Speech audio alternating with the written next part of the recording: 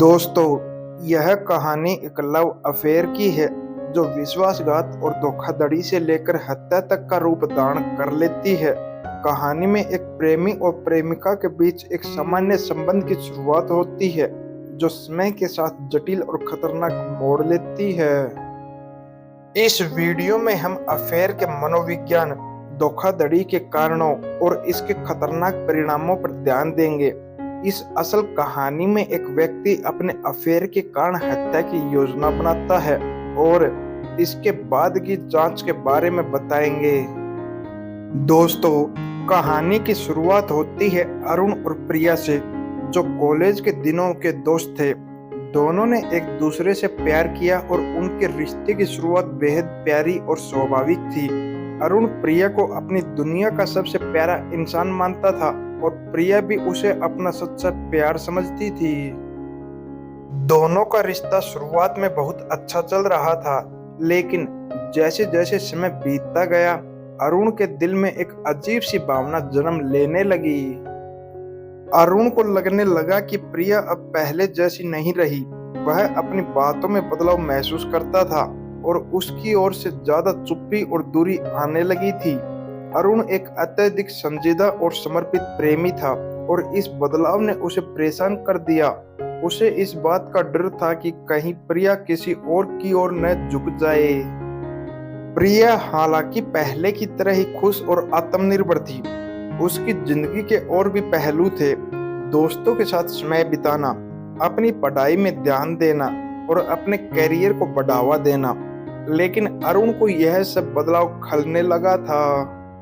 एक दिन अरुण ने प्रिया के फोन की जांच की और पाया कि प्रिया किसी और से भी संपर्क कर रही थी। यह था वह पल जब अरुण के दिल में विश्वासघात का बीज बोया गया। उसने महसूस किया कि प्रिया ने उसे धोखा दिया है। उसे यह महसूस हुआ कि वह अब प्रिया की प्राथमिकता नहीं रहा। यह सब अरुण के लिए एक दिल तोड़ने वाली स्थिति बन गई। उसे लगा जैसे उसकी पूरी दुनिया टूट गई हो। वह समझ नहीं पाया कि क्या गलत हुआ और क्यों प्रिया ने ऐसा किया। अरुण का गुस्सा अब अनियंत्रित हो गया था। उसने सोचा, अगर कोई मेरे साथ ऐसा कर सकता है तो उसे इसका खामियाजा भुगतना पड़ेगा। प्रिया की निष्ठा को लेकर उसका गुस्सा और अधिक बढ़ने लगा। वह सोचने लगा, क्या होगा अगर मैं भी उसे वह महसूस करवा सकूं जो उसने मेरे साथ किया। इस विचार ने उसके मन में बदला लेने की भावना पैदा कर दी। अरुण ने धीरे धीरे हत्या की योजना बनानी शुरू की। उसने सोचा कि वह किसी भी परिस्थिति में प्रिया को दंडित करना चाहता था, ताकि उसे यह महसूस हो कि विश्वासघात का कोई परिणाम होता है। लेकिन अब यह सिर्फ बदला लेने तक सीमित नहीं रहा था। यह अरुण की मानसिक स्थिति के लिए एक खतरनाक मोड़ ले चुका था। उसे नफरत और गुस्से ने पूरी तरह से घेर लिया था। अरुण ने प्रिया के प्रेमी को अपना दुश्मन मान लिया था और उसकी हत्या की योजना बनाई। उसने यह भी सोचा कि उसे अब अपने गुस्से को शांत करने के लिए किसी बड़े कदम की जरूरत है और हत्या ही इसका सबसे अच्छा तरीका था। एक दिन अरुण ने प्रिया को फोन किया और उसे एकांत में मिलने के लिए बुलाया। वह जानता था कि वह प्रिया को आसानी से बहला फुसलाकर अपने जाल में फंसा सकता है। प्रिया को लगा कि वह एक सामान्य बातचीत के लिए बुलाई गई है और उसने बिना कोई सवाल किए अरुण से मिलने का फैसला किया। अरुण ने प्रिया को अपने घर बुलाया। घर में अकेला होने के कारण अरुण ने उसे एक सुरक्षित और खामोश माहौल का आभास कराया।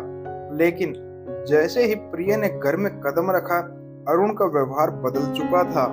उसने प्रिया से कहा कि वह उससे कुछ अहम बातें करना चाहता है।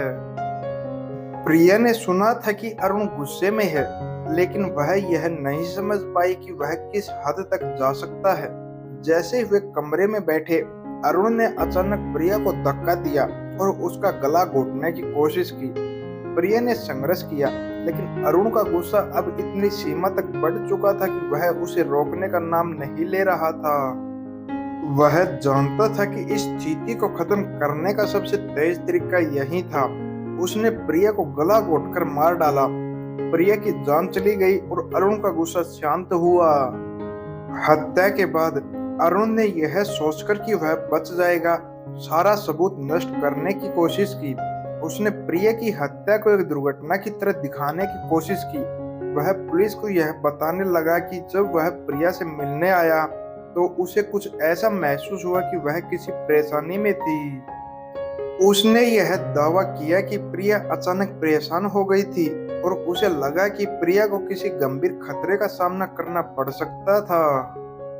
लेकिन पुलिस को शक था कि कुछ गलत हो रहा है। मामले की जांच में उन्होंने पाया कि प्रिया का मोबाइल फोन और उसके लैपटॉप की जांच करने पर अरुण के खिलाफ कई संकेत मिले। कई गवाहों ने भी यह बताया कि अरुण ने प्रिया के साथ पहले से ही तनावपूर्ण संबंध रखे थे और उन्हें लगता था कि वह उसे नुकसान पहुंचा सकता था। पुलिस ने अरुण से सख्ती से पूछताछ की और अंत में उसने हत्या की बात कबूल कर ली। उसने बताया कि प्रिया के अफेयर के कारण वह मानसिक रूप से टूट चुका था और उसे बदला लेने का ख्याल आ गया था। उसने स्वीकार किया कि उसने प्रिया को मारने के बाद यह सोच लिया था कि वह इसके परिणाम से बच सकता है, लेकिन जांच में उसकी सारी साजिशें उजागर हो गई। दोस्तों, इस मामले में हम देख सकते हैं कि अफेयर का मनोविज्ञान कितना खतरनाक हो सकता है। अरुण के अंदर नफरत और गुस्से ने उसे यह मानने पर मजबूर किया कि प्रिया को सजा देना जरूरी था। इसका मुख्य कारण था अरुण की मानसिक स्थिति। उसे विश्वासघात का गहरा आघात लगा था। अरुण का मानना था कि वह अपने गुस्से को शांत करने के लिए किसी भी हद तक जा सकता था।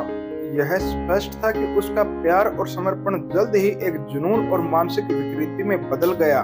वह इस विश्वास में था कि उसे न्याय मिल रहा है और प्रिया को सजा देना उसका अधिकार है। दोस्तों, इससे यह भी पता चलता है कि किसी रिश्ते में विश्वास और समझ का कितना महत्व है।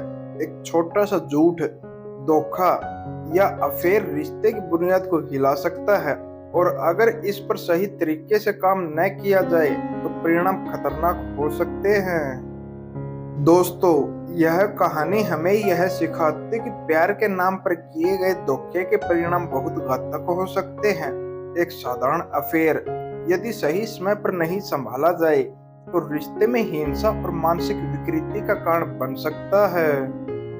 अरुण का अनुभव एक चेतावनी के रूप में है कि हमें अपनी भावनाओं को समझने और संभालने की आवश्यकता है। अगर किसी रिश्ते में कोई समस्या हो तो उससे निपटने का सबसे अच्छा तरीका संवाद और समझ है, न कि बदला और गुस्से का सहारा लेना। दोस्तों, अगर आपको यह कहानी पसंद आई हो तो लाइक और शेयर करना न भूलें। इससे हमें और भी सच्ची और दिलचस्प कहानियां लाने का मोटिवेशन मिलता है। कमेंट करके बताएं कि आपको इस कहानी के बारे में क्या लगा और क्या आप ऐसे और भी सस्पेंसफुल केस देखना चाहेंगे। दोस्तों, चैनल को सब्सक्राइब करें ताकि आपको इस तरह की और भी क्राइम स्टोरीज, मर्डर मिस्ट्रीज और रहस्यमय घटनाएं सबसे पहले मिल सके। हमसे जुड़े और इस खौफनाक सफर का हिस्सा बने। धन्यवाद। मिलते हैं अगले वीडियो में।